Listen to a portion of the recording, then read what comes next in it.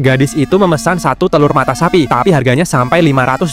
Dia langsung penasaran, apa jangan-jangan telurnya terbuat dari emas. Dia lalu ambil sendok mencicipinya pelan-pelan, dan ternyata itu bukan telur goreng. Hal itu langsung menarik perhatian pria di sebelahnya. Begitu dia mencoba satu suapan, dia sadar kalau telur itu sebenarnya terbuat dari mangga dan santan beku. Belum sempat bereaksi, pelayan datang membawa sebuah pot berisi tanaman. Mereka berdua bingung melihat pemandangan aneh itu. Tak lama, manajer restoran datang dan menuangkan air ke pot itu. Tanamannya mulai tumbuh perlahan di depan mata mereka. Manajer itu lalu berkata, ini salad hidup, semua tanaman di dalamnya bisa dimakan. Keduanya tampak kebingungan, tapi si manajer malah bilang kalau mereka nggak up to date. Mendengar itu, dia langsung membawa salad itu ke dapur mencari sang koki, sambil bilang kalau mereka itu mau makan, bukan mau nonton sulap. Semua orang di restoran terkejut. Pria itu nantang masak si koki, tapi si koki tetap tenang. Sambil mengambil daging wagyu, dia bertanya, apakah tahu cara memasaknya? Tanpa banyak omong, pria itu langsung mengecek suhu daging wagyu dan tahu persis bagaimana cara terbaik mengolahnya. Ia mengambil daun bawang dan memotongnya dengan cepat, lalu menumisnya di minyak panas. Setelah cukup harum, ia tambahkan sedikit minyak wijen biar rasa makin kuat. Kemudian, daging wagyu dimasukkan ke wajan, ditumis dengan api besar. Aroma daging dan bawang menyatu sempurna. Sebelum disajikan, dia taburi lada hitam di atasnya. Masakannya sudah siap, tapi si koki tidak terkesan. Ia mengambil blowtorch, memanggang steak miliknya sampai tingkat medium, memotongnya jadi 3 bagian, lalu menutup piring dengan tudung. Dia menyalakan korek api kecil dan mulai mengasapi daging dengan kayu apel agar dagingnya jadi empuk dan beraroma manis sebagai teknik rahasia dari si koki, dan bilang kalau Chinese food itu sudah kuno, lalu memberikan hidangannya ke pria itu. Dia lalu mencium aroma steak tersebut dan mengakui kehebatan koki itu, lalu berbalik pergi tanpa berkata apa-apa. Namun setelah pria itu pergi, koki penasaran dan mencicipi tumis daging wagyu buatan pria tadi, dan rasanya luar biasa. Dia sadar selama ini dia meremehkan Chinese food.